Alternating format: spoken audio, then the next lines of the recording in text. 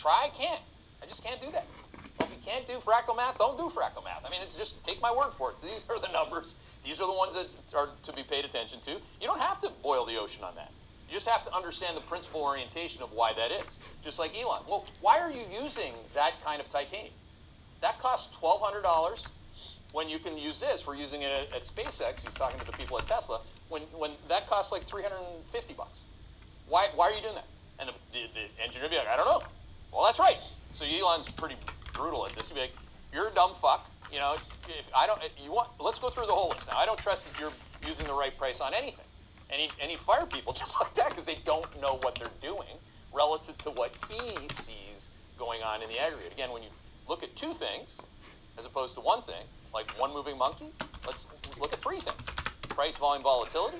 You start to see different things than what kind of an establishment engineer in that case might see, okay? It's a real important thing. I don't deal with human beings that way, but it's fine. It's just what it is, okay? And it can make you the richest guy in the world, evidently. So it can't be that bad for him. What else we got going on for you this morning? 1613, by the way, big high or low on the risk range of all. That's critical, of course.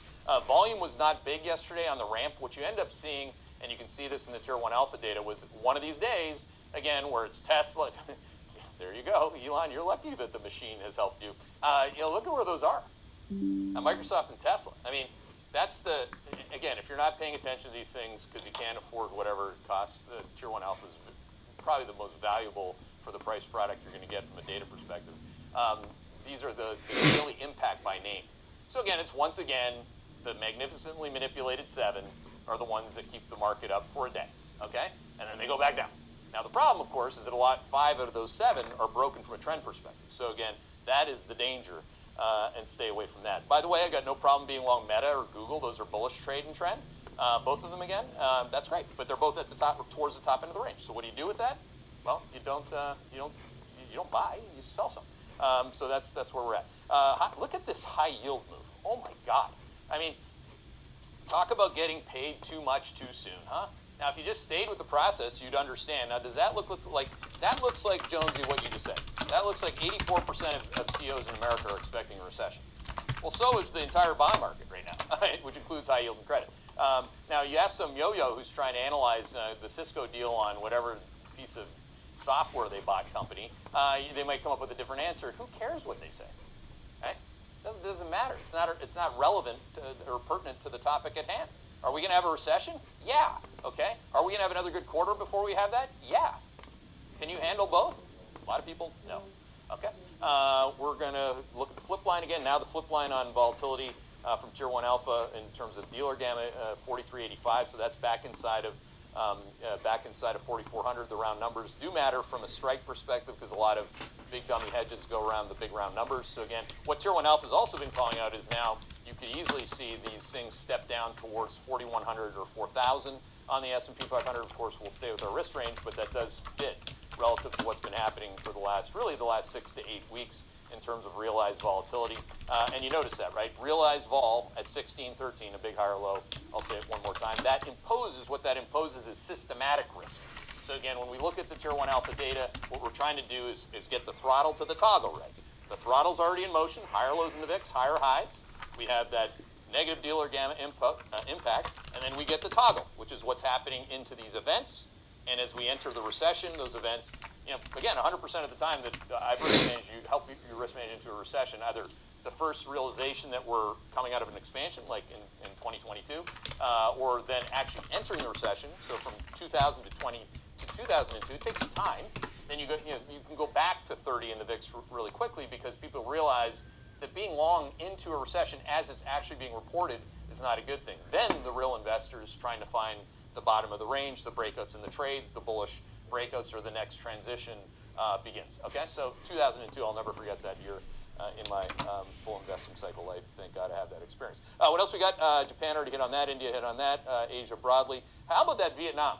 Jamie Bruno called me yesterday because we're coming out with a Canadian accented portfolio solution product that'll show you the weekly positioning. So if you can't afford Macro Pro daily in terms of the incremental moves, when you saw me sell Vietnam or you saw me sell some energy actually before that went down, yesterday too, you would know that. Now, if you can't afford that, we get it. It's our premium product. We're going to have a weekly product, so you can see where my positioning is by position, up and down, all the moves in my long-only account on a weekly basis. Different price. It's coming out at a theater near you here this month. But he said, he's like, look, man, you got people out of Vietnam. A couple guys complained that they lost 1.5%, but now it's down 10. Yeah, it's down 10% in the last month, VNM is. And you'll notice that I'll add something, and then the things that are head fakes will come out right away. That's it. They're just tickers. It's it. That, if you can get there, you're going to get to a better place in terms of being able to execute on this process. How about those European shorts? They're paying out again. I told you to short Poland, E-Pol. How does that chart look? GREK, even Greece, that thing's down 9%, by the way, in the last month. EWD is up this morning. I'd reload on the Sweden. Okay, you got a lot of positions. You know, rotating it. I showed you my top 10 positions in the early look on the short side, re-ranked. I'm not going to do that every day because I don't want Chicago coming after my book. Okay, but I'm going to keep doing it because I know how to do it. Not a lot of people know how to do this. Another guy that knows how to do it on the short side, Mike Taylor. Please follow Mike T on Twitter very closely. What else we got? Or on X very closely. Very closely on X. Man, this is a long commentary so far today. Gold, I think I'm going to sell it all. That's what the signal says to do, so I'll do that. There's no other conversation that needs to be had. We know why gold is going to break trend because bond yields, again, are very credibly breaking out, and that's all that matters. So that's it. Goodbye, good luck. It's already at my minimum. It's not really going to change anything. I'm already down to like a 2% overall between GLD and AAAU at my minimum. If that were to be down 10% tomorrow, how many basis points of my capital do I lose? Not a lot. That would be consequential, but not a lot. So this is like, it's not about your cost basis. It's not about how well you did from when we bought it to where I'm getting out of it. And, you know, when it was bullish trade and trend, we made a pop. Right? It's been at our minimum as it's lost relative signal strength, and now if it breaks trend, goodbye, good luck. I can buy it back the day after that. It doesn't matter. Okay? They're just stickers. Okay? Good. What else we got as opposed to a permanently bullish marketing relationship and compensation structure like Peter Schiff on gold? I don't know, but I'm going to risk manage it and have gold probably as well as anything on a signal, RTA signal. I haven't put out a buy signal on gold in like forever. So I'm going to put out the sell signal today, I think, in the Macro Pro asset allocation. Just take it away from my minimum and out. What else? Silver, that was a great out. That thing continues to collapse. Lower lows there. Lower lows for copper. So again, this European recession is definitely happening. Is it some fundamental relationship to that in oil? I'm sure there is. I mean, everything's always relating to something in the fractal universe. Corn still bearish trend. Hit on bond yields broadly. Let's take some questions. Okay, number one question here. This is David from Nelson, BC. Love Nelson. That's a good spot. Yep. Since you're expressing your view on the equity volatility regime through CYA, could you highlight its advantages over other tail risk ETFs? You'll be using CYA while the VIX bucket is in the F bucket. Yeah, it's not. It's not purely having to. I wouldn't read it that simply. I know you want a simple answer. I'm not going to give it to you other than it's the signal. From Nelson, BC to Nelson Mandela. The reason why I like CYA is because my signal likes CYA. I like the ticker. I like it. I mean, the answer, my friends, is blowing in the wind. I mean, it's always going to be the same answer, okay? I'm not going to get up and write you a constitutional treatise on why CYA is a better option than UVXY. Right? And they're different things. Obviously, you can look up the components. Obviously, I do that before I buy anything. And I'm comfortable with it, and I'm most importantly comfortable and have been with the signal, or I wouldn't have added it. Same thing with adding BTAL, the low beta ETF. That was, and CTA. I was buying more of that as well yesterday. Which is, again, those are three different things, but they're three things that are working in this environment. Okay, this is the number two question. I'm a little surprised this is the number two, but it has a bunch about both, so I'm going to ask it. The 10 to 2 inversion curve is moving to less inverted position. Can you please discuss the inversion curve and how it could move through the coming months in a recession? Also, what would be the significance of the curve not being inverted anymore? Thank you. Yeah, see, this is why, like, I just spoke for 24 minutes straight, but if the number 2 ranked question is going to be a waste of my time, because I already talked about that. There's a video, I talked about it yesterday. There's a video on the relationship between the recession. See, I've slowed it down. I'm not yelling at you. It's really dumb to keep asking the same questions, but I'm not raising my voice. Why don't you just like I say to Laura, what our son just did is really dumb. I don't yell. If you want to waste time if you want to vote up things, that either means that you've been lazy and you haven't watched the show. Do you ever do that with anything else? Like Game of Thrones. Would you just like skip 5 shows and then expect to know? No. So I can't really, I've already wasted enough time saying it's a waste of time. Yesterday I talked about it. There's a video on the website for free that says, essentially what does it look like historically into recession. Rewind the tapes, get better. Okay. I thought this was an interesting question. I think you'll probably just simplify it. This is Brian from Texas. NVIDIA is bearish trend in the risk range, and you added semiconductors, SMH to the short side. Yeah. I also noticed that NVIDIA was not up as much as it usually would be on a bear market rally day like yesterday. Oh, that's because of the bearish trend. If NVIDIA went to the top end of the risk range, would you short it? If not, then why? Oh, yeah. And we've been talking a lot about NVIDIA. Now, this is an incremental question because you're taking an observation from yesterday and you're adding to the body of work that we've been. One, we got you out of NVIDIA. After I told you, had never gone bearish trade, never mind bearish trade and trend, until most recently. And then as it broke, that was a broad or a negative signal. You also saw semiconductors do the same thing. Semiconductors look dire relative to the NVIDIA signal, by the way. In other words, they're better signal strength short than NVIDIA, because NVIDIA, if you look at it versus, so we'll do NVIDIA, trend equals 441. It closed yesterday at, I think, 440. And 3, the risk range, you can look it up. What is the risk range on NVIDIA today, just to finish what's on the board? Somebody has it before I can look it up here.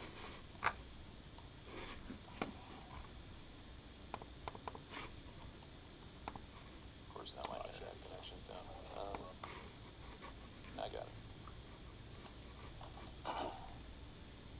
See, it's actually much more worth my time to take the time to answer this question than to answer the same question with the yield curve for the 3rd day in a row. Let's see here. Risk range on NVIDIA. Jesus, this is yesterday.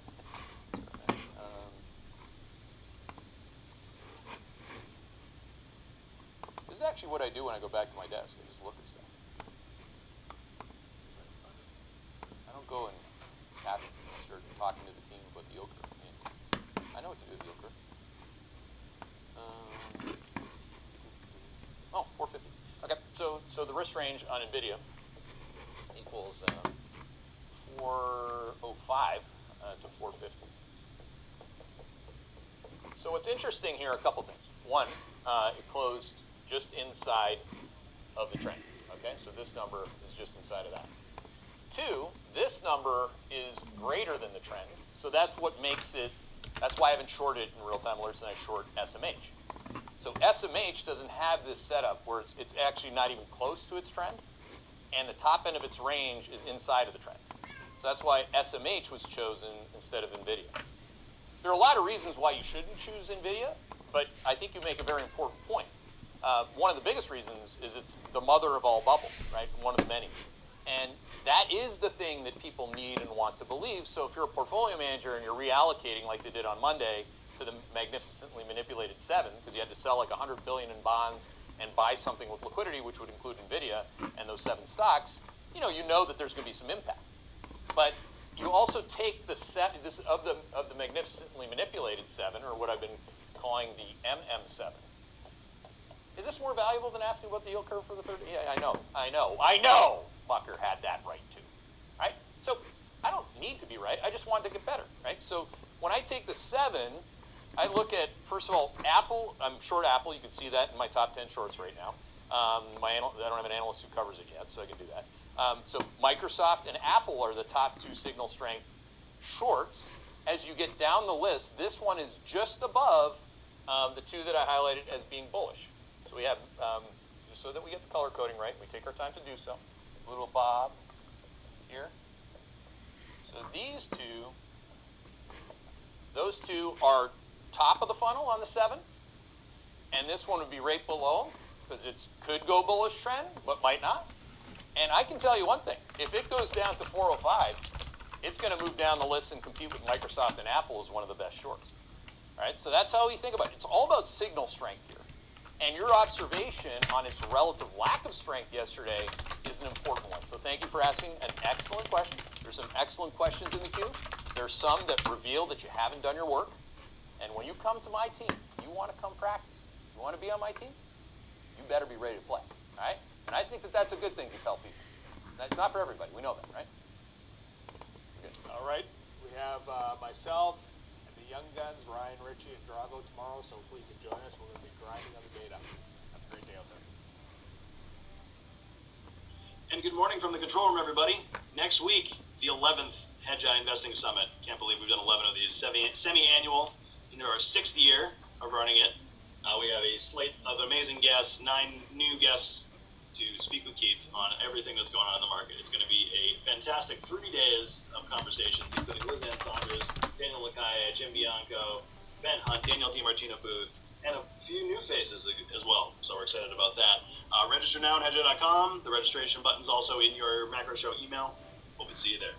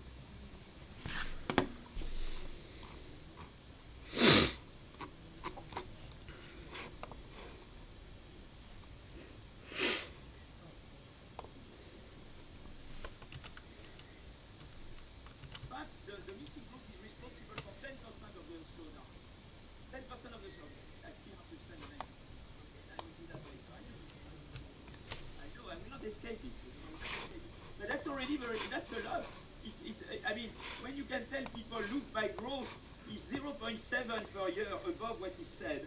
That's considerable. It's not trivial. Just from the creative destruction, there might be still other source of these measures, which I'm not factoring in here. Okay? So you can start different sigmas. You can use employment market share or payroll market share or revenue market share. It's amazing. And here what you can do is that you can do, instead of doing by the whole economy in one go, can you still hear me? Because I have a feeling I lose my antennas there. Can you still hear me? Yeah, you can, because here I'm losing it, okay?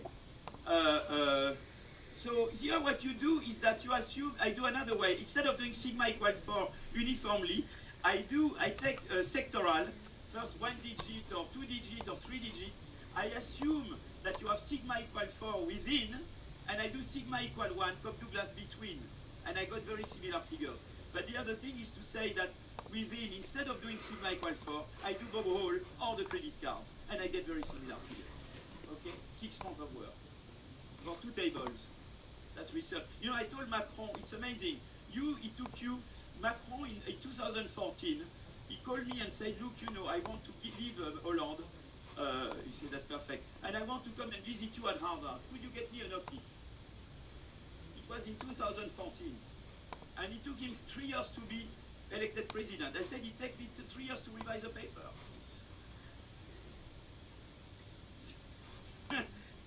Anyway, that's a joke. He was perfect for this, you know. Had to. Okay. So, okay. So you can look at missing growth for various. But very interesting that manufacturing has very small missing growth in manufacturing, and presumably that's why because employment it's a sector that shrunk a lot, and that's why we believe you have low missing growth in manufacturing. That is interesting. That's the 1-digit decomposition. And of course, you have the 2-digit, the 3-digit. Interesting. Now here, what we do is that we look at the correlation. We do the 2-digit, and on the horizontal axis, you have the kind of measure annual entry rate that I could have done turnover in the various in the corresponding 2-digit sector, and the amount of missing growth in the sector. And you see very much, and it's an average 83-2009. And you see very much a positive correlation between, you remember the motivating evidence that I gave, there will be more missing growth, more or less correlation, but here now I have the measure of missing growth, and I see that it is correlated with creative disruption. So now I told you there is another way to do, and the other way to do is not to use market shares, is to use another method. You remember that I had a formula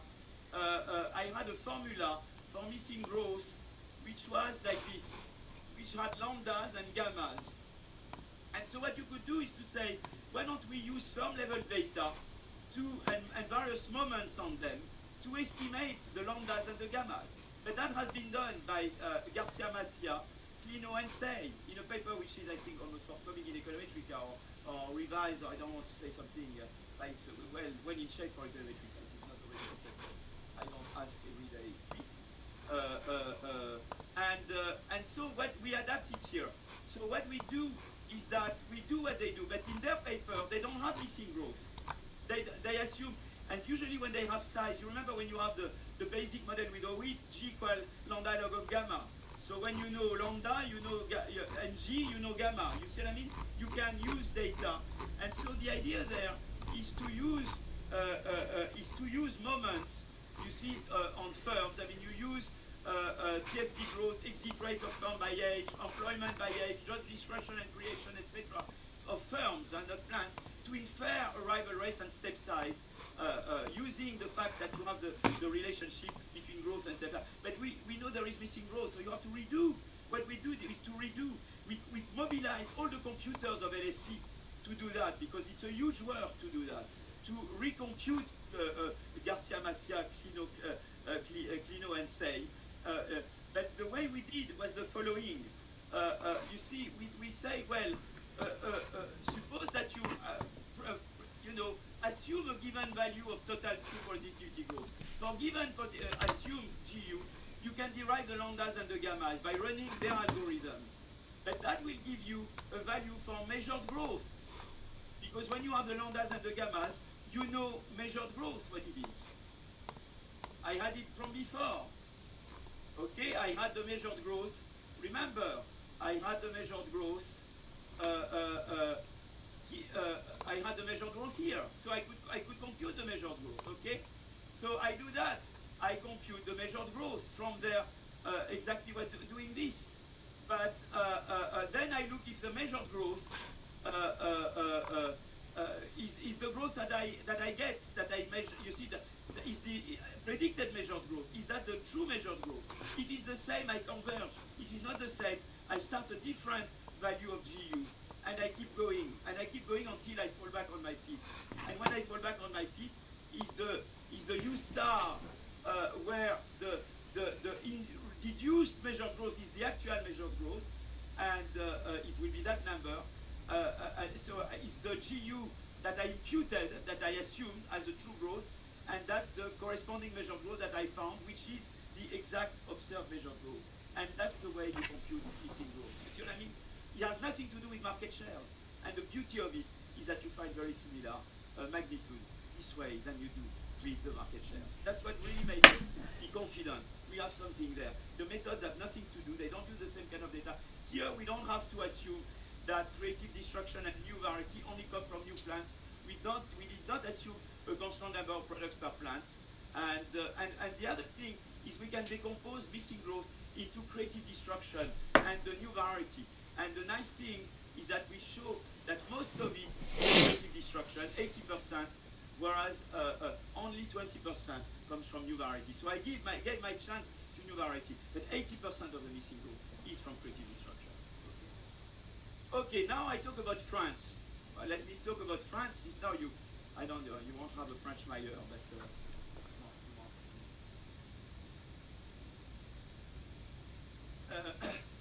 so what about France? I will tell you why I talk about France.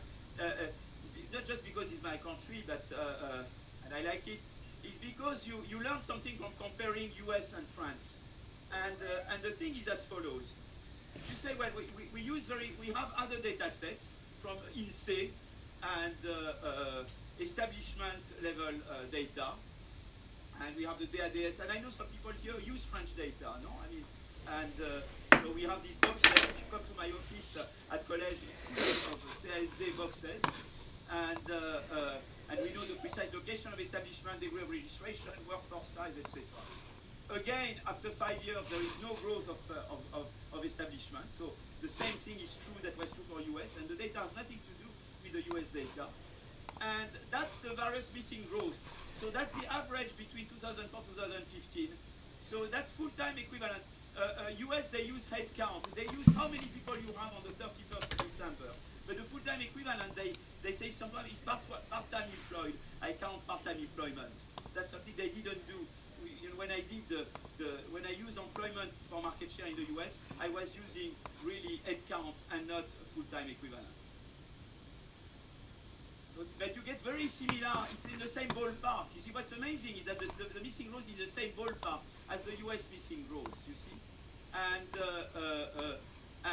that's what you find. You know, with different K, with different sigmas, but that's what you find across sectors.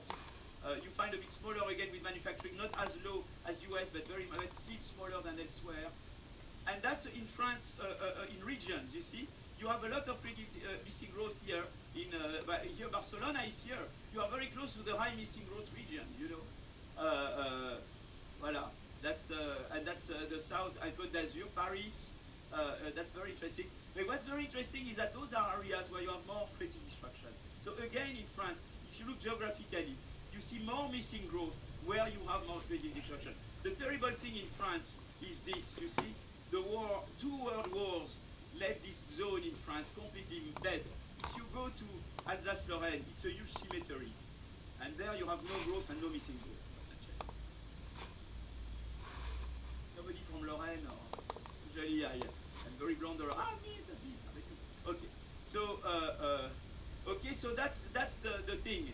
And so you have, and what's very interesting that missing growth, if I use the full-time equivalent, is equal to the measured growth. So in France, you have a lower, but here is full-time equivalent. But you see that recent period, missing growth is as big as measured growth in France. So that's why the INSEE is getting very worried about that. Now comparing between US and France, here I use not full-time equivalent, but I use head count. And when you use head count, that's the missing growth in France, and that's the missing growth in US over the period 2006-2013. And they look very similar. But now that I want to go to that, because behind these similarities there are differences. Don't be fooled by the similarities. Behind those there are differences. And let's understand what it is, okay? So let's look at the life cycle of firms, because behind that you have the death and birth of firms. And so that's where the firm dynamics comes. That's Schumpeter and growth economics. You really go to the firm dynamics. That differentiates us from other growth economics, okay?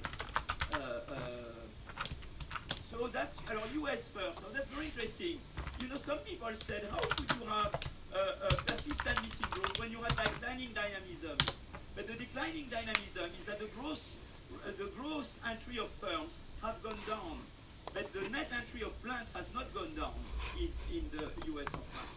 Gross entry of firms has gone down, but net entry of plants has not gone down. And that's what matters for the missing growth. Okay? And that's the net entry of plants in France, and that's in the US, in France and the US. And both have remained pretty much stable. And now let me go to the fun part, because you see, you have the movie, and the movie has to get to a kind of denouement, okay? And here is the exciting thing between France and US. Look first at the employment share by age in France versus US. What do you see? You have older firms. The older firms in US account for a bigger share of employment. Why? Because in US, if you are good, you can grow more. You find venture capitalists, you find institutional investors, you can grow more, and the selection process in US operates better. That means those who grow are the good ones who have the potential to grow. In France, essentially, now they have a lot of startups. They are very Macron is very proud of saying, I'm a startup. Yeah, but you're a startup, but they don't continue. They come and they go. They don't survive. You see what I mean? So in France, the young firms account for a disproportionate fraction of employment. You see? The entrants account for a disproportionate fraction of employment compared to US. Okay, first thing. Second thing, you see that's the growth of plants in France with age, and that's the growth of plants with age in US. You see, that's a picture like Lino say, and you grow more. So that reflects both the fact that a firm can grow more because it gets more finance, but also because the selection process operates better.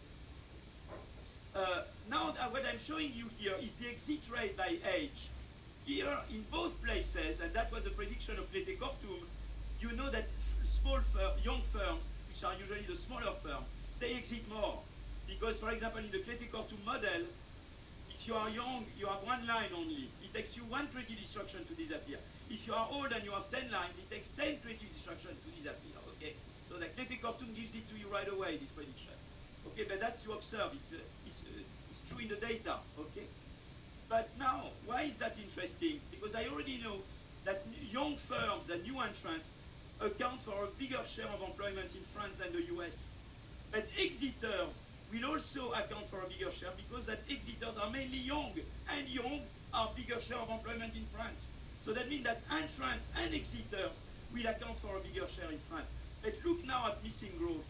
Remember, look at this. That's the nice plot. That's my expression of missing growth. I can express total employment at time t at employment of continuers plus exiters. Employment at t plus 1 is the employment of the continuers at t plus 1 plus the new entrants. Okay? So I can express those guys like this. If those guys are small, approximately missing growth is the entry rate, is the entry share, is the employment share of new entrants next period minus the employment share of exiters this period. Both of them, you see, the beauty of it is that both of them are bigger in France than in the US. Both the employment share of new entrants and the employment share of exiters are bigger in France. But because the missing growth is proportional to the difference, you find a missing growth which is very similar between France and the US. So behind the similarity in missing growth, you have very different firm dynamics. Being mediocre in France plays both ways. You see what I mean? It compensates. Voilà. But okay, so that's an interesting thing. Is that behind the similarity in missing growth, you have a marked important difference in the firm dynamics, but they somehow compensate each other out. Okay. How long do I have left? Minus how much? I have 25 minutes? Oh my God, it's more than I need. No, I will. Oh, usually I have much less. Okay. Oh, you're it's well. Conclusion. Alors that's conclusion of the first part. But the second part is very short. The first part is very short. Yeah. Conclusion. So the conclusion is that missing growth is about 1/4, between 1/4 and 1/3 in US, between 1/3 and 1/2 in France, just due to creative destruction. Okay. Now, why should we care? Alors, you should say that's a debate we should have with our speaker this afternoon, and I will say some things that maybe you think that's not at all warranted. Why should we care? But for example, if we believe that growth is higher than we think, than inflation, is higher than we think. If we believe that inflation is lower than we think and growth is higher than we think, maybe inflation targeting is not right, or maybe takes that into account. I don't know if Blanchard will be happy with that. You see, we want to have a higher inflation target. But should you, at least there is the open question, does it have any implication on how to do inflation? For example, in Europe, as you know, Draghi has changed a bit the culture, but central bankers used to have the obsession of inflation in Europe. But what we are saying is that in Europe, inflation is less than what you think. So maybe priority is not to fight inflation. So I don't know, that's a debate. Does it have implication? Also, if you want to do, I assume here the lambdas and gammas were exogenous, but then you could endogenize them and do welfare analysis of growth policy. And there you should take into account the mismeasurement. Maybe we don't know how to measure the effects of various types of innovation-inducing policies on welfare because we don't know how to measure the growth effects of those policies. And that's another thing that we do. Finally, and that's the end of the end, back to Gordon.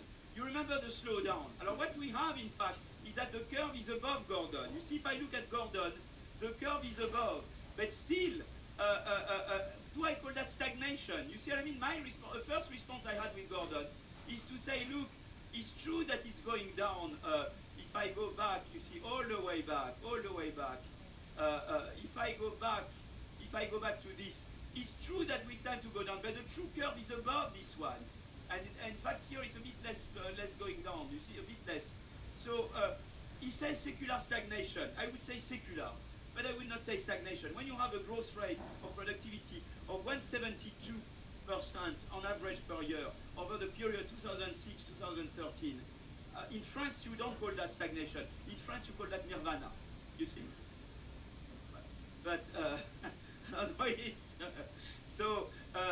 but secular still we have to explain. So because now we have to look at secular, I will now go and talk about the second part. Can I go to the second slide? Second part. Wow, my God, this is really, I'm very impressed.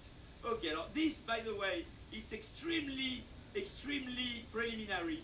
It's just a sketch, okay? I should not be showing something like this, but I just want to give some ideas to you. And it will take me 5 minutes, 10 minutes. I just want to show you where we are going. It's not yet, I will just show you where we go, okay? So we want to explain why we had this slowdown, but there are a number of facts that happened since the crisis in particular. Or let's say between 95 and nowadays, okay? It's research in progress with the same co-authors as the missing growth, okay?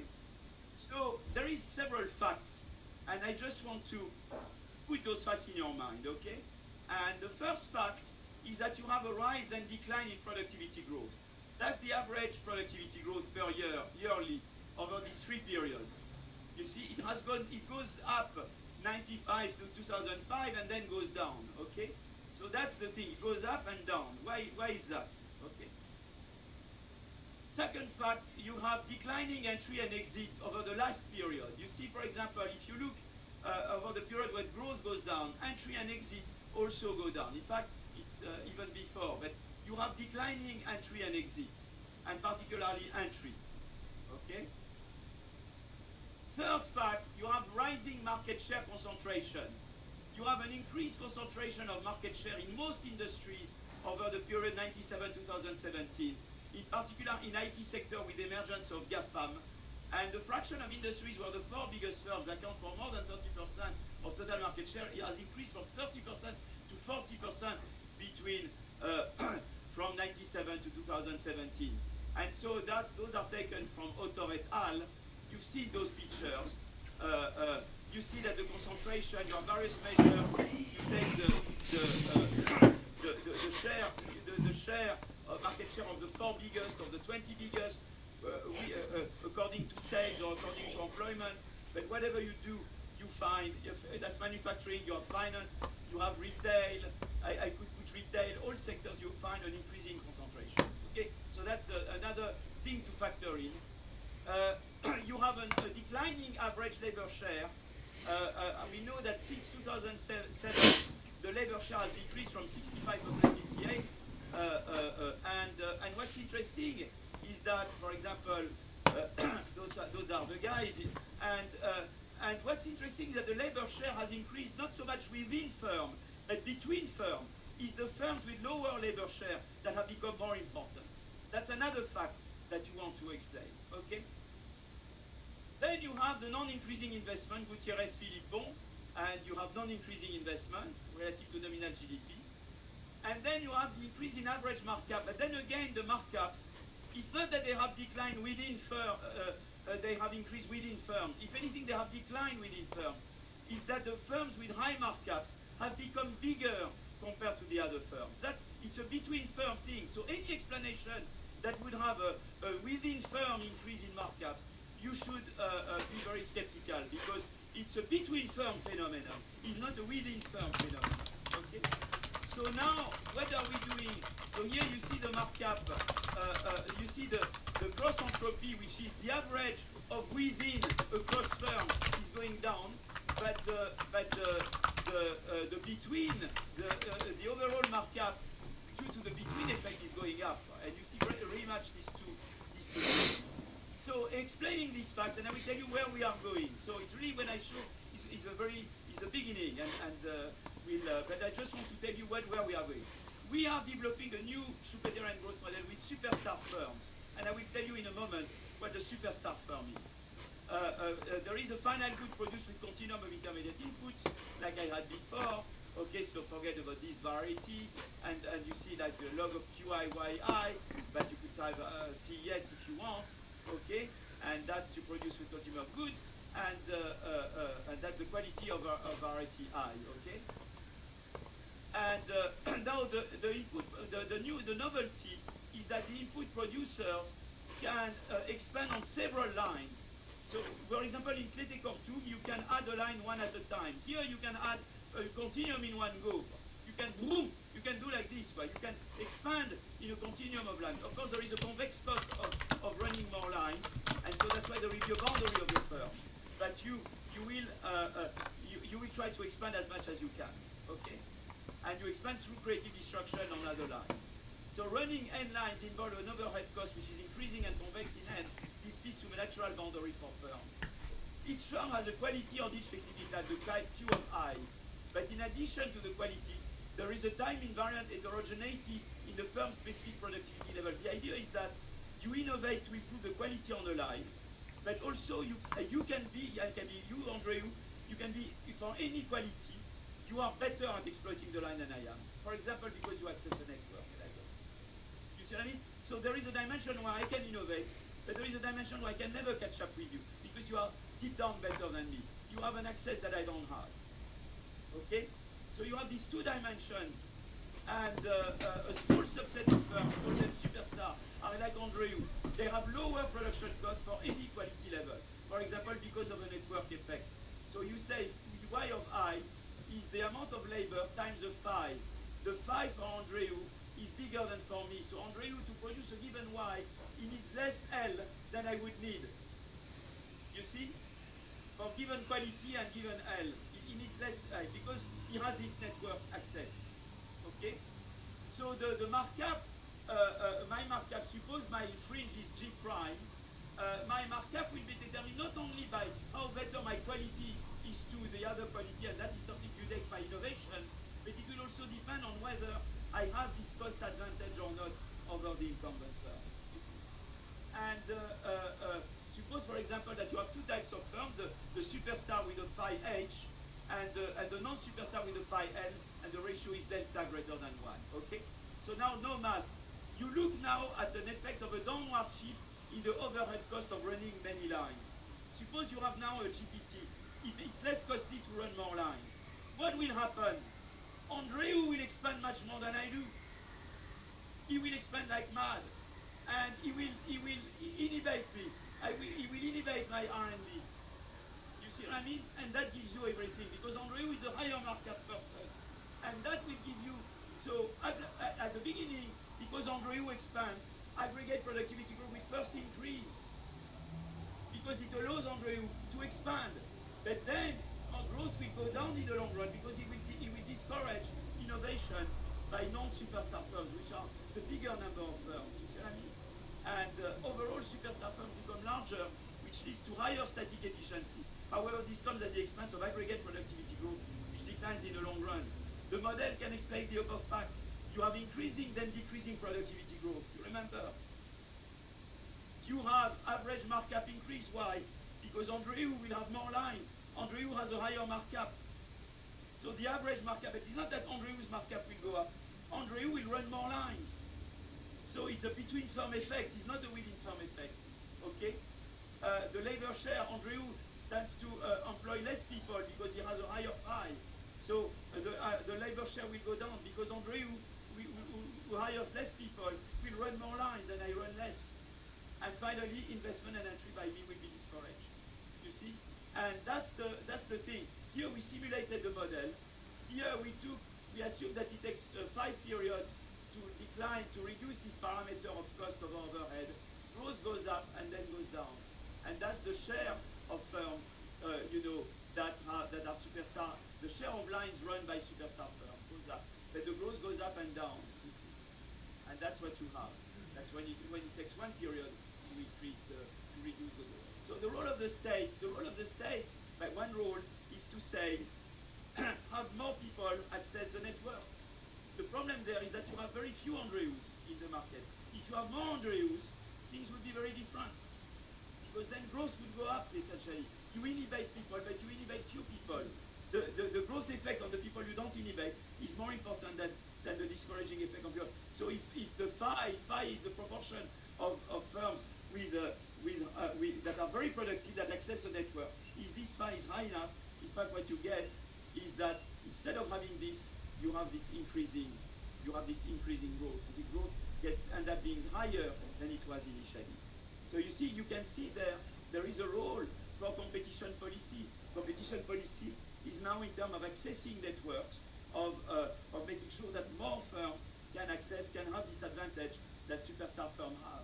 And there you will restore the positive effects. The big thing now is that people wait a lot from AI and from the new technology of information. The thing is that it's true, initially they give you growth, but because those firms monopolize many lines, they inhibited R&D in many lines, and that's what you don't want. So something that was supposed to be boosting growth gave rise to the opposite because of this superstar effect. And what you want to do is to adapt competition policy to make sure that you limit the extent. And that's the direction in which we are. We're green. We're finally fucking green. Green! I think I will stop there. Thank you very much. Where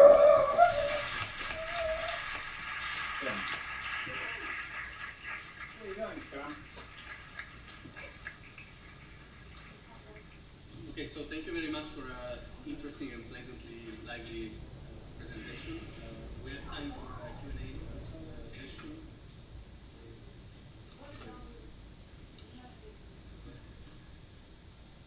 I was wondering about the initial discussion was this decomposition between inflation, which is badly measured, yes. and the real part, which is properly measured.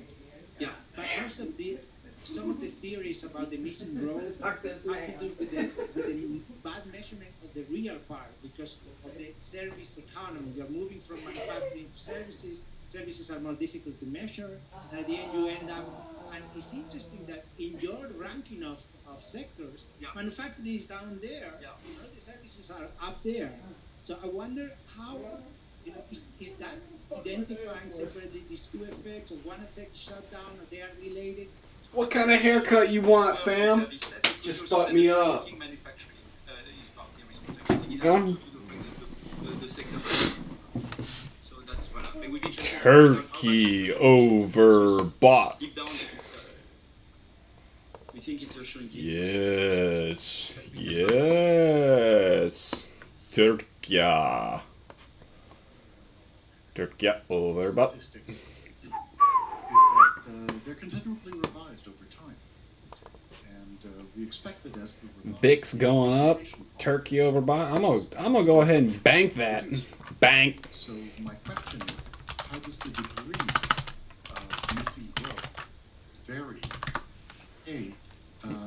After productivity growth statistics are initially reported. But we hope that, for example, you see, for example, what already we think what we do things is that when you impute. And she goes, Shredder and Jim didn't let you get much in yesterday, did they? It's like, no. So we were laughing about that though. You see what I mean? You would She's like, don't not worry, impute on I'll all vouch products. for your We would just amazing impute on PM innovating skills. ones. So that already would help. Fight for us, queen. Scrum. Scrum to me, scrum. BLS or say in France. We have data on market size. Scrum for me, scrum ban. Scrum ban, scrum ban. You see, we look at plants in their next incarnation. They don't have that. They don't know right away if it's a hit or not a hit. So that's an advantage we have necessarily. But even without that, they could already improve a bit by, for example, doing the imputation in a finer way. Take out those firms that don't innovate and just keep those who innovate. So that would be already an improvement. But it would be hard for them to right away look at the incarnation 5 years down the road of a firm. That's something.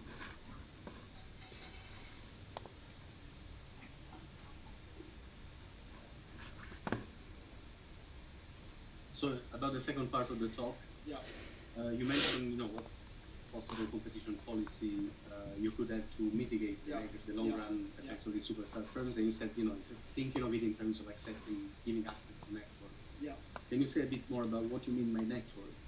More concretely. So, for example, you have this kind of the digital revolution has created a number of networks, and you have access cost, and so somehow.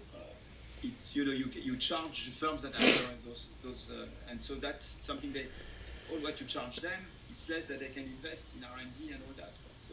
So maybe there is something to be. I haven't looked in the detail of what kind of how competition policy could be. But it's clear that these big firms inhibit this also for various reasons. Is it just because of access? Is it because they constrain them to be in a certain be compatible with what they do? That's what we need to think about when we want to think about competition, to adapt competition policy. Access, data access, I think is a big dimension. But you look, I haven't looked into competition policy, but seen from outside, that certainly is part of what should be. Yes. Yes. So the question as well on the last part of your talk. So some people are concerned that when there are these superstar firms, and then there are these smaller firms who have big ideas, as soon as they start to develop these ideas, then the superstar firm will acquire them. And some people say, well, if this is the case, then there are not enough incentive for innovation. On the other hand, one could say that exit, this is just another form of exit. No? You develop the idea that you sell. And so all the incentive for innovation are still there.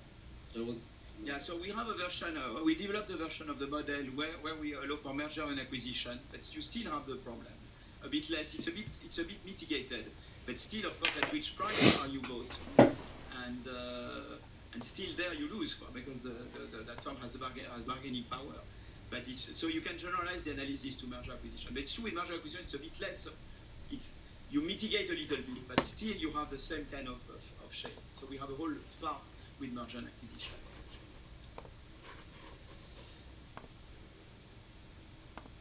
Hi, you have done calculations for the United States, for France.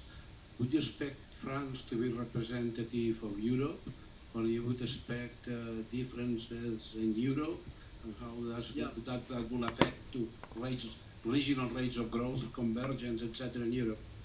I would expect that areas with more creative destruction would have a bigger problem. You see, the same way I look at regions within France, you could look at countries within Europe. So I know now, for example, it's very interesting. Sweden is developing this kind of analysis. UK is developing. Italy, at the Bank of Italy, they are developing. I don't know if the Bank of Spain or here or whatever would be interesting doing some analysis, but and see whether still within your across your, for example, in particular, creative disruption is correlates positively with that kind of missing growth. But you're right. It would be interesting to find out. And is it really a problem mostly of the developed part of Europe, or is it also as big a problem in for example, Central Eastern Europe, or not, in catching up Europe? And that would be very interesting to find.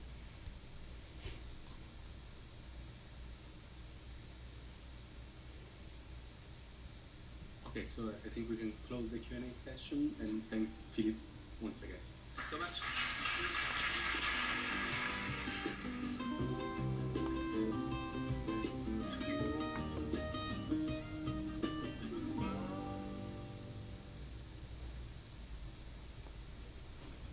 At Fred Meyer, we know the minute a tomato is picked, the fresh timer starts.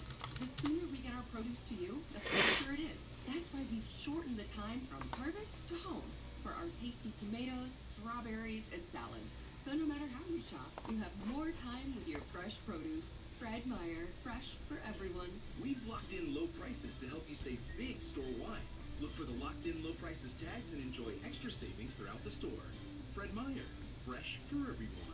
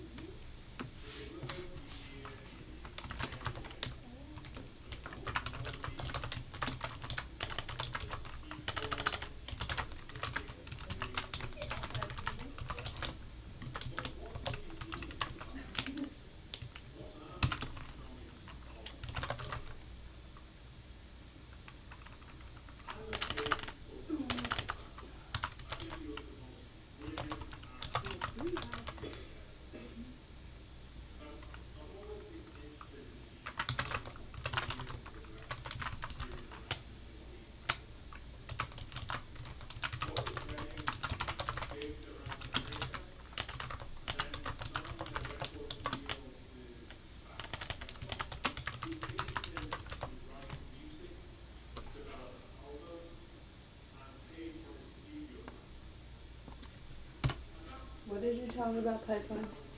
They're up. Pull up your Schwab. Let's wheel and deal. yeah.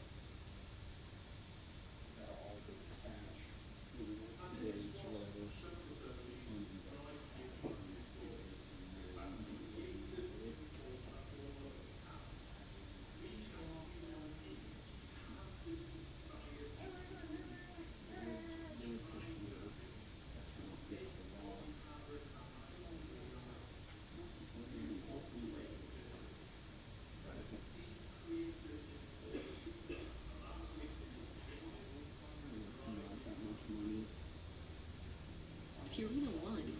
We switched and wow, I know its proven natural nutrition is helping support Charlie's strong immune system and Ginger's healthy heart. See differences today and for a lifetime. Purina One, a difference from day one.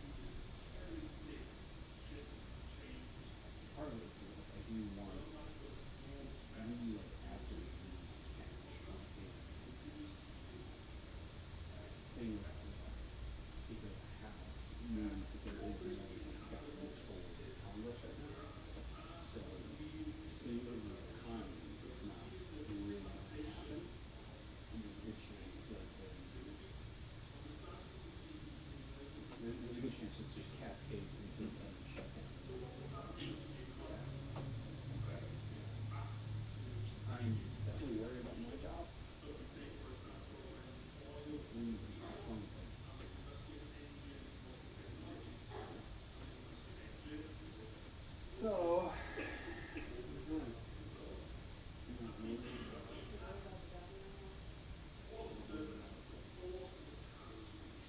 there's always work.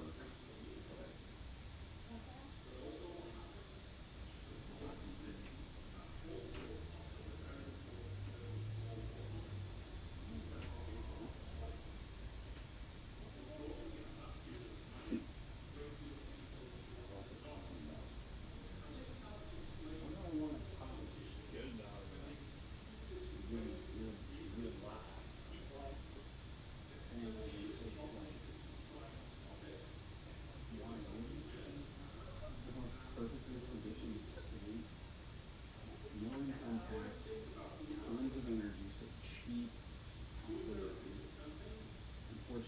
no income tax means schools are expensive, properties are expensive.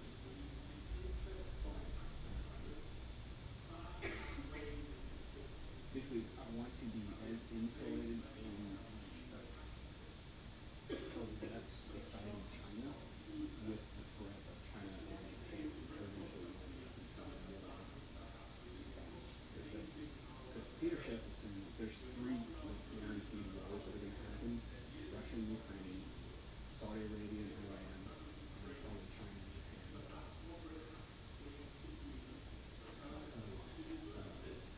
Saudi Arabia and Saudi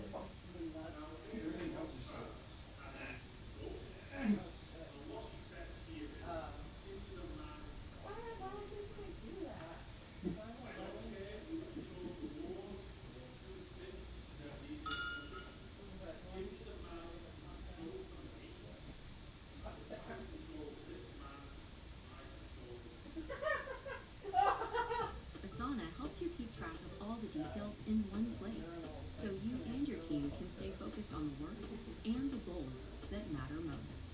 Try it for free at asana.com.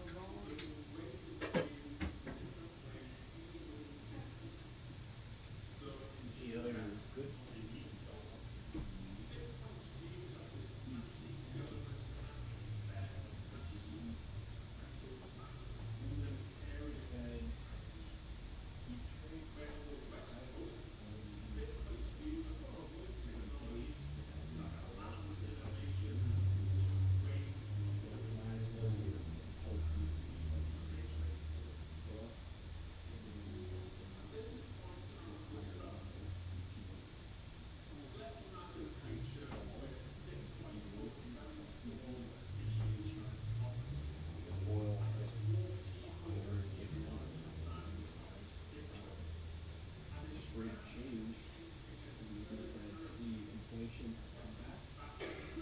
Inflation's gone.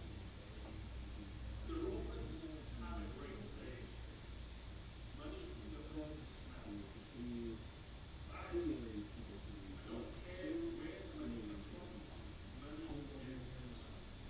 stimulating people to stimulating people who aren't having kids.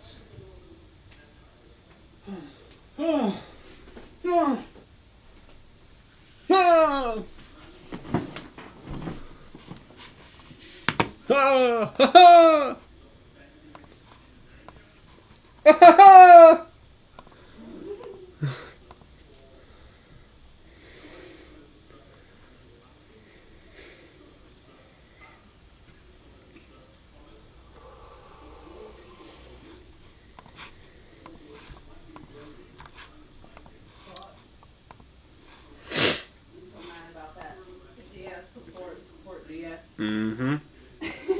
Can't wait to have a call with the internal AMFM team and bitch about it this week. Because I will. I feel like being petty and bitching. Bitch.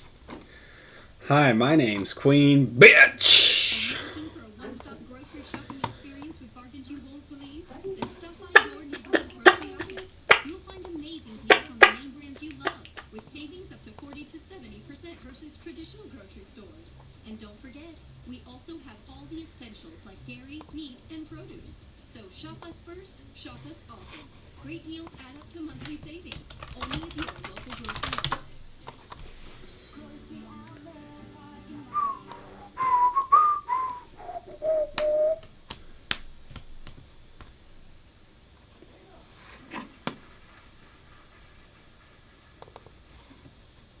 All right, so you probably don't realize that right now you're actually looking at something quite rare, because I am a millennial computer scientist book author standing on a TED stage, and yet I've never had social media.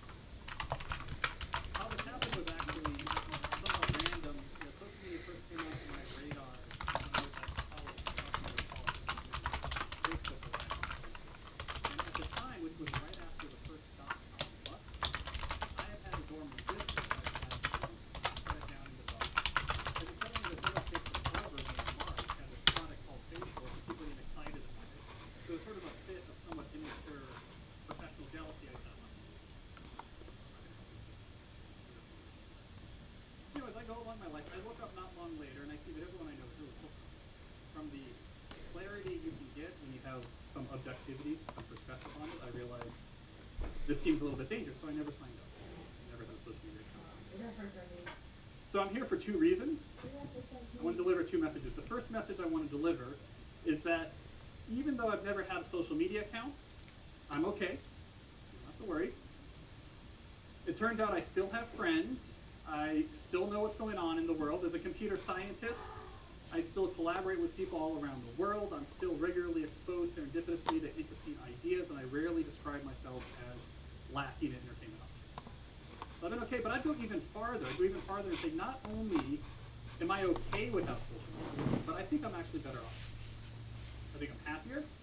I think I find more sustainability in my life, and I think I've been more successful professionally because I don't use social media.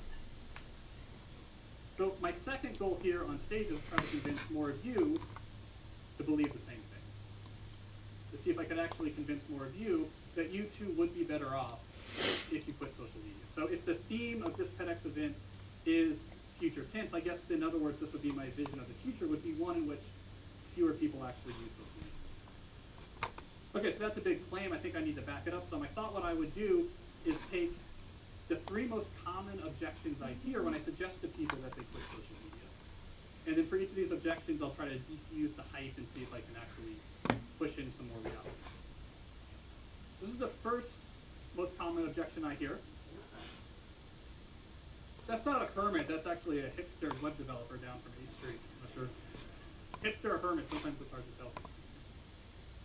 So this first objection goes as follows. Cal, social media is one of the fundamental technologies of the 21st century. To reject social media would be an act of extreme Luddism. It would be like riding to work with a horse or using a rotary phone. I can't take such a big stance in my life. So my reaction to that objection is, I think that is nonsense. Social media is not a fundamental technology. It leverages some fundamental technologies, but it's better understood as this, which is to say it's a source of entertainment. The way the technologist Jaron Lanier puts it is that these companies offer you shiny treats in exchange for minutes of your attention and bytes of your personal data, which can then be packaged up and sold. So to say that you don't use social media should not be a large social stance. It's just rejecting one form of entertainment for others. There should be no more controversial than saying, I don't like newspapers, I like to get my news from magazines. Or I prefer to watch cable series as opposed to network television series. It's not a major political or social thing. My use of the slot machine image up there also is not accidental, because if you look a little bit closer at these technologies, it's not just that they're a source of entertainment, but they're actually a somewhat unsavory source. We now know that many of the major social media companies hire individuals called attention engineers who borrow principles from Las Vegas casino gambling, among other places, to try to make these products as addictive as possible. That is the desired use case of these products, is that you use it in an addictive fashion because that maximizes the profit that can be extracted from your attention and data. So it's not a fundamental technology, it's just a source of entertainment, one among many, and it's somewhat unsavory.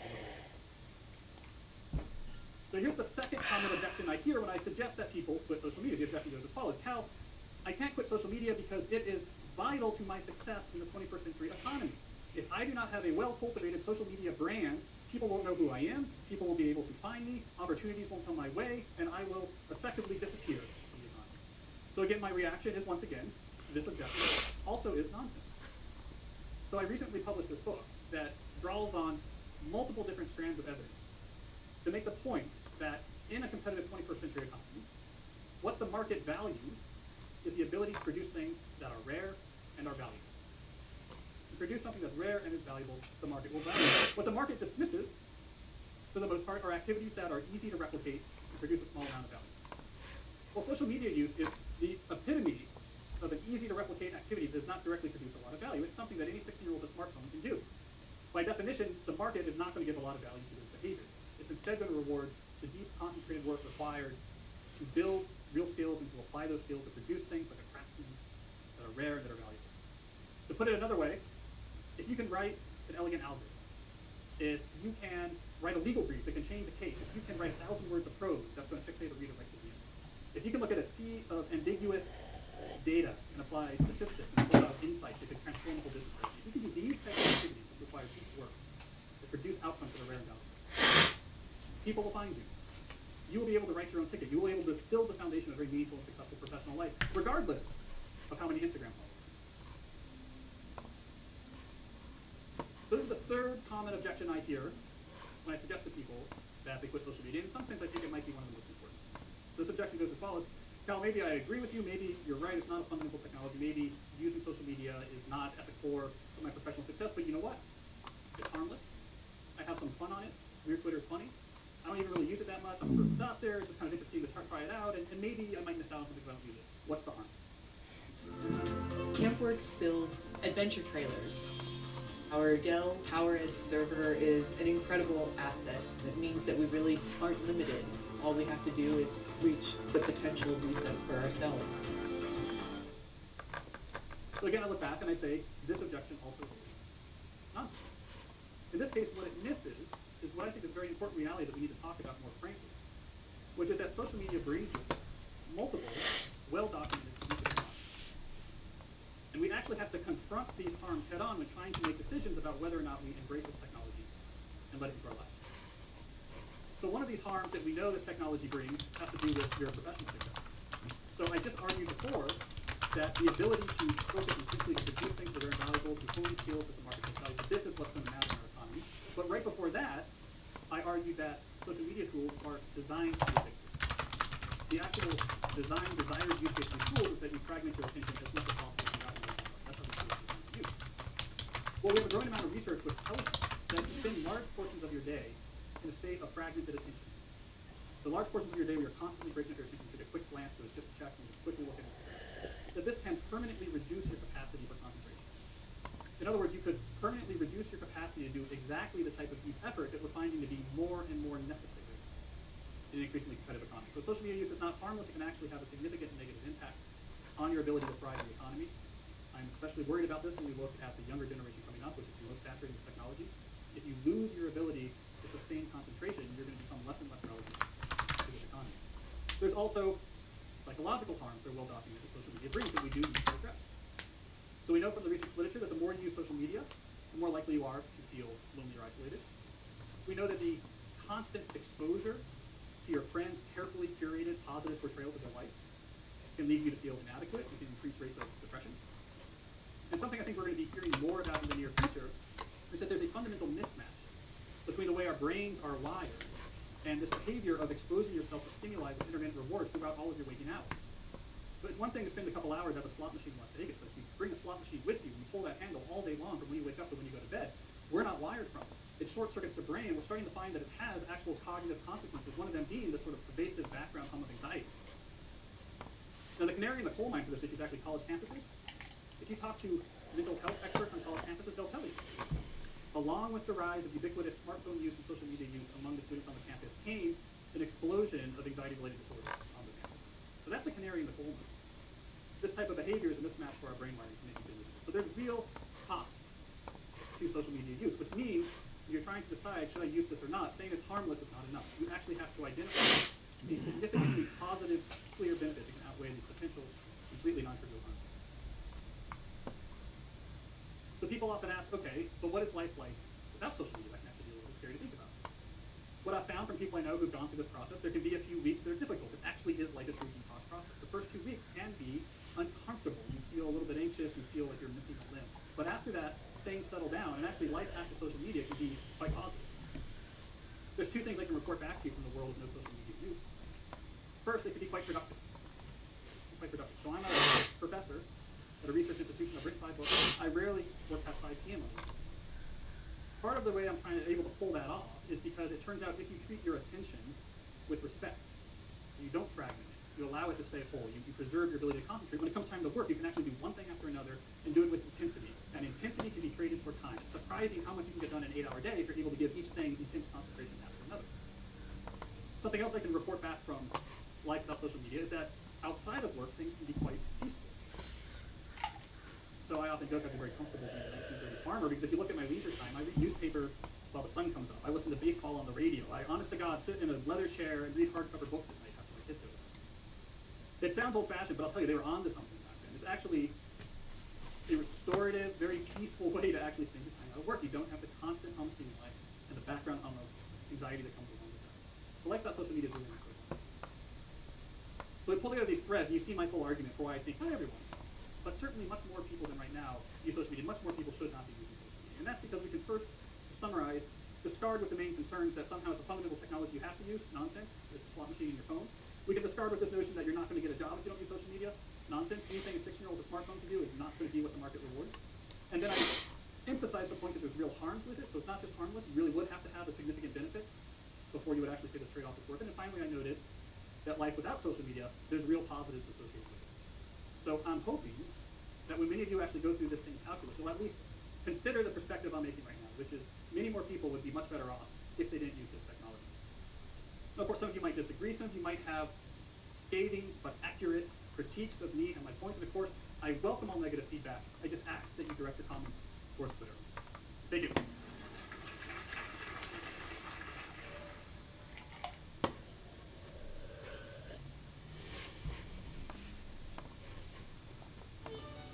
Tourists.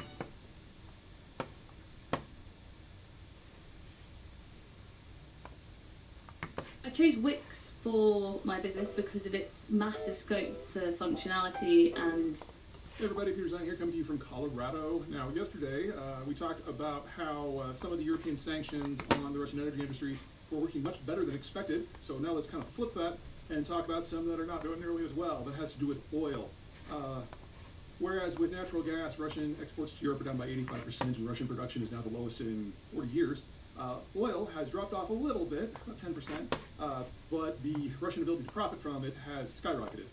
We're earning significantly more now than they did before the war, and it's worth explaining why, and the sanctions are part of the reason why the Russians are doing so well in that field. So there's three things to keep in mind when you're talking about oil markets. Number one is the physicality of things. Natural gas is a gas. It's hard to move from place to place, and you pretty much have to have a dedicated piece of physical infrastructure, typically a pipeline, to get it from A to B. You can chill it down in a liquefied form, with -3 degrees, and move it via specialized tankers that unload in specialized facilities, but those things are so specialized, they're not really, they don't offer a really liquid market. Oil's different. Oil is a liquid, and it is a liquid at room temperature.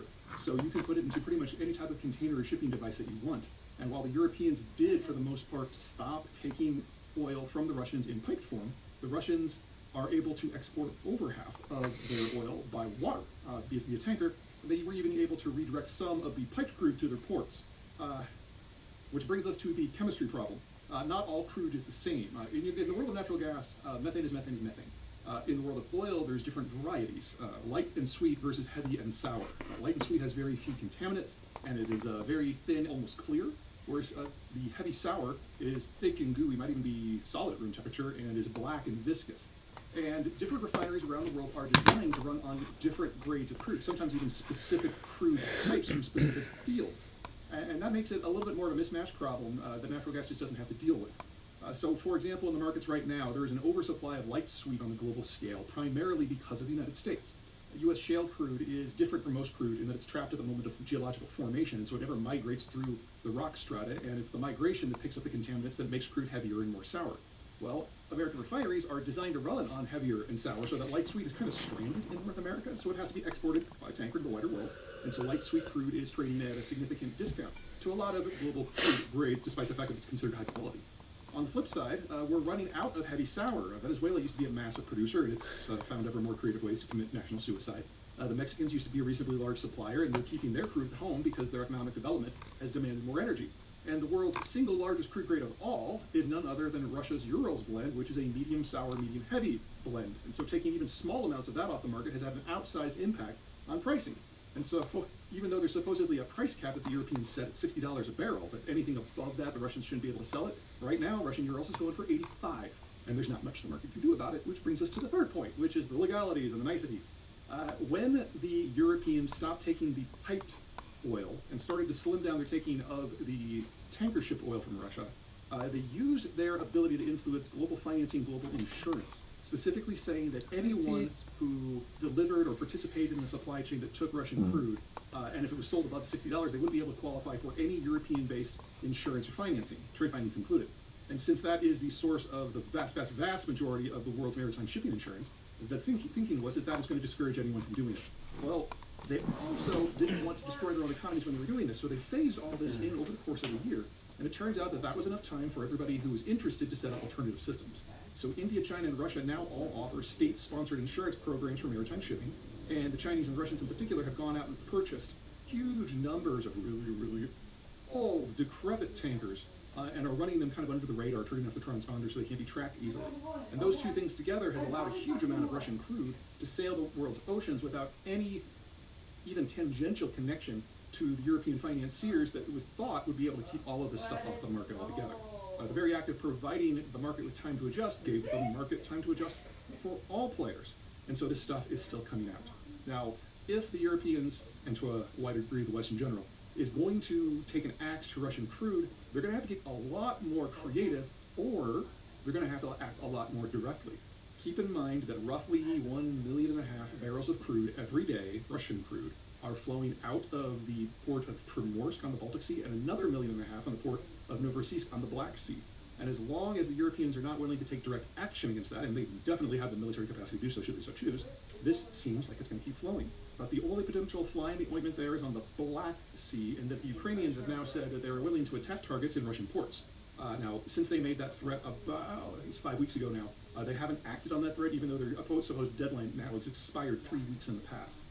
But it's probably going to take some sort of military action by someone to remove this from the market. Or one other possibility is we have some sort of mishap where those insurance claims get called upon, and the Indians and the Chinese and the Russians, who have never offered these insurance plans before now, will probably find themselves in arbitration almost immediately when they try not to pay. But that's a series of if-then statements that are impossible to predict at the current moment. Honestly, I'm a little surprised it hasn't happened by now, considering everything that's gone down in the Ukraine war. But that is where we are. So, Europeans, natural gas working better than expected. Oil not working nearly as well as expected.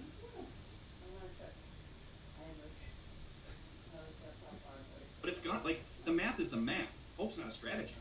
They're going to have to do it, and I think they know it, which is why they're talking about it. It's such an important meeting, Jackson Hole. And we're rapidly heading toward that moment. I'm watching the gears spinning, and unless the dollar gets lowered meaningfully, or unless oil gets lowered meaningfully, this is likely going to happen. So interest rates raise the fiscal expense, and they can create more debt to fund that expense, so that increases debt to GDP.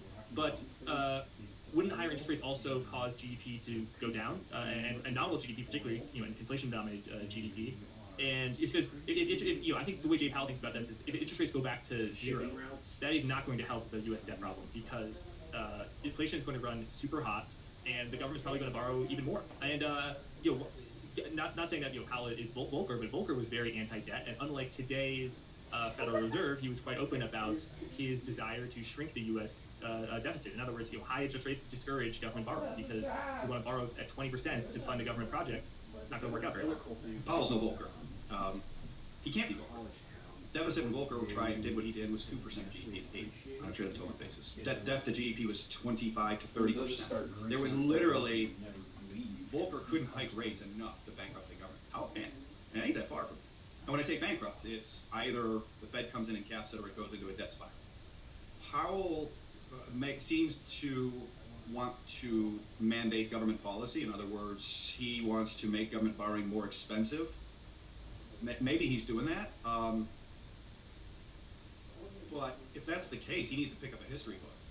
Because I would challenge him to find a country with a purely fiat currency that it could print, where the government shut down, where the government shrank itself voluntarily.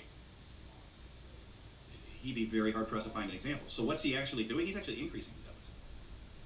Because when you look at what makes up the deficit, it's entitlements, 3.1 trillion, broadly defined. That's health and human services and Social Security. And so that's 3.1 trillion on 4.2 trillion in receipts. So that's almost 70% receipts just on entitlements. And that's just it. But to be clear, that's just an interest expense. That's just the interest expense on the off-balance sheet liabilities. Let's go to 100 trillion, whatever the hell they are. Let's just be clear and call that what it is. Defense. So is Powell, people say, well, the bond market's doing the Fed's job for it. Yeah, it's doing Putin's too. So is Powell saying we should shut down defense because he's raising rates? That's what he's doing. Is that the right thing to do for America? I don't know. Who elected him? Nobody. Is it going to happen? There's not a chance. There is zero chance he's going to shrink defense by raising rates. All he's going to do is make the deficit bigger. So bigger deficits with 3.5% unemployment. Now, can he shrink the private sector output? Sure he can. Yep. But if he's making deficits bigger while shrinking private sector output, yep, he's going to shrink receipts. He's going to make deficits even bigger from two angles. He's going to send interest up, and he's going to send receipts down. Yep. Which is going to send issuance up, dollar up, which is going to send more more net supply of foreigners sell to defend their currency, which is send Well, here rates we up, are. which is going to send receipts on the private side down, which is going to send people So say he hasn't broken, and he has broken. It's yeah, about we, the market. We're watching it in real time. He's broken two things. He's broken. He's on the process of. I think we just went straight south and up he's already into broken the U.S. energy market, 'cause that's the up other in thing. here, and I How's he broken the US think there energy was a market? waterfall. Because shale is Yes, interest rate sensitive. I can find it. He and Biden have combined. The SPR releases and Fed rate hikes. Last week it just came out. The Permian is rolling over. Permian production is negative in the EIA data in October. Like, so let's get this. We want to fight food. We're in a war. Okay. If we're really in a war, why isn't he buying? Why is he raising rates? And why is he hurting oil? Those are literally the opposite of the two things that you do as war. So either we're not in a war, or he's not being interested in the interests of the United States. I don't know which it is. You know, in World War II, in Vietnam, the Fed held rates below, and we maximized oil production. I'm not sure if he's doing this on purpose or if he's just acting dogmatically to raise rates. But in the end, again, it doesn't matter. Like, this is what's happening. So let's say in a year, September 2024, the Federal Reserve has maintained interest rates at 5.5% and is still doing quantitative tightening. What does that world look like? The unemployment rate, stock market, the long-term bond, the dollar, gold. Tell me what that world looks like. I don't think we make it September 2024 before something really breaks in that world. He would need, for him to stop inflation, if he wants to continue, if he wants to run this thing out, he really wants to be Volcker. What he needs to do is when the 10-year spikes to 6, stand aside. And when the U.S. banking system starts to fail, stand aside. When people start saying to him, oh, I'm an unsecured depositor, my money's going to go away, stand aside. And when a treasury auction has a problem at that rate because of the net supply dynamics, because 6% implies a much higher dollar, lots of foreign selling, stand aside. And when oil's at 110 because it's 6% rates, there's and the reality is he's had that chance to Palisade Falls, Palisade Falls, Palisade Falls. Where are you? Palisade Falls.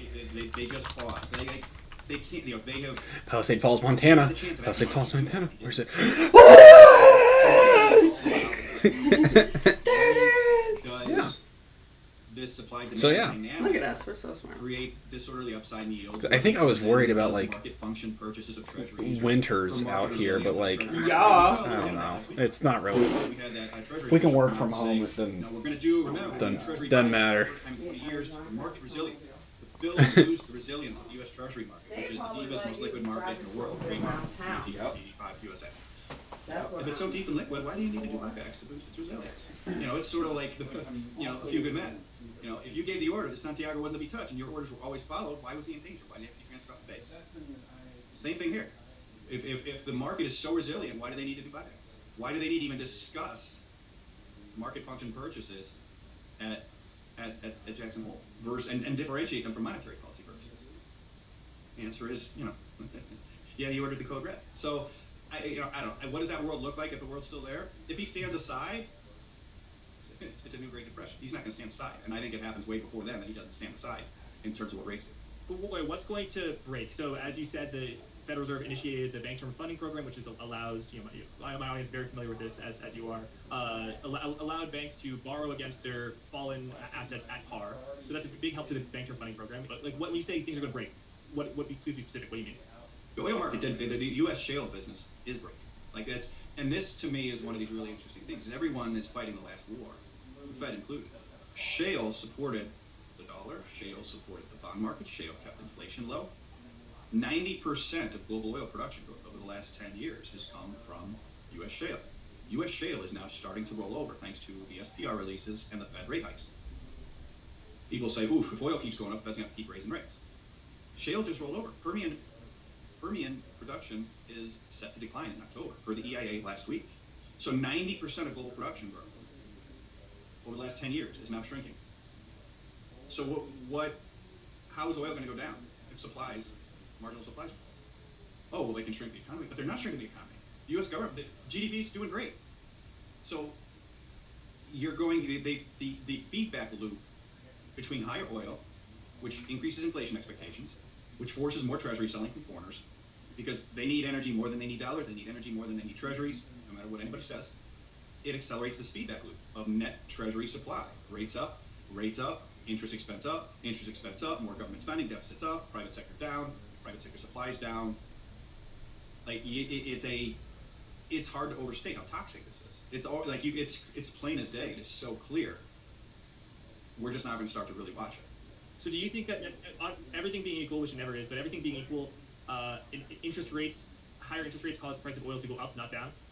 Paradoxically, up to unless you're willing to like really crash the global economy, yeah, because then this is another factor that like if I was trading bonds and rates, I would be intimately familiar with U.S. shale, and the reality is most people that trade bonds and rates that I've encountered, like they say, well, we're now one of the biggest producers of oil globally, and that's that, and they don't understand exactly that it's been 90% of global production growth over the last 10 years. They don't understand that U.S. shale is the highest marginal cost oil or close to it in the world. They don't understand that once you stop drilling, there's a treadmill effect. So basically, you have to keep growing production at very large rates, otherwise production falls. They don't understand that the decline rate on the legacy production last month from the big four shale basins, the Permian, the Bakken, the Eagle Ford, and the Niobrara, were 6.6% per month last month. It's not a linear rate of decline. It's the rate of decline declines over time. But again, they don't understand that. They don't understand that if you hurt shale, you see the oil market back to Saudi and Russia. They don't understand what Russia and Saudi. Now, if we have hurt our own ability, if Powell with rate hikes and Biden with SPR releases has hurt our ability to keep oil prices down, what do we think Russia's going to do with oil this winter?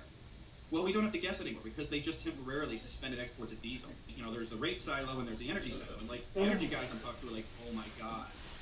And like the rates guys are like, oh, don't worry, like inflation's going to come down. They don't understand the pro-cyclical nature of what rates are going to do to U.S. oil production and what that implies for oil inflation, for geopolitics, etc.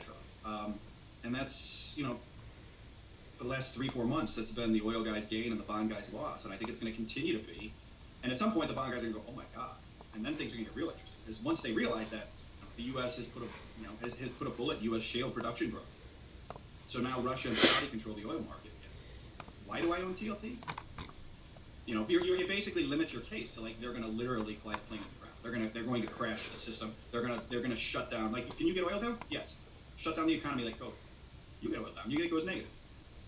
Failing that, but oh, by the way, at the bottom of COVID in March of 2020, Treasury started selling off. Remember, Treasury market crashed. So owning TLT is like trying to capture increasingly. It's like this shrinking trade where it's like, okay, if they crash the economy enough, like they did in COVID, the oil really goes down, and there's a short-term scramble for liquidity. Well, yields will fall as markets as stocks go into bonds, and so I want to capture it for the moment from here to like right before it crashes and yields start going back up again, and then before the Fed and if you can trade that, hey, great. But I don't get the sense people. I know I can't trade that. I get the sense a lot of people don't understand the game they're playing as it relates to that long run. What do you think happens with oil? Because it was close to $100 on Brent. Do you think that there's a recessionary effect when oil gets quite high? As if oil went to $120 in June, that's when you had we're not calling it a recession. I don't think it was a recession, but a mid-cycle slowdown. And then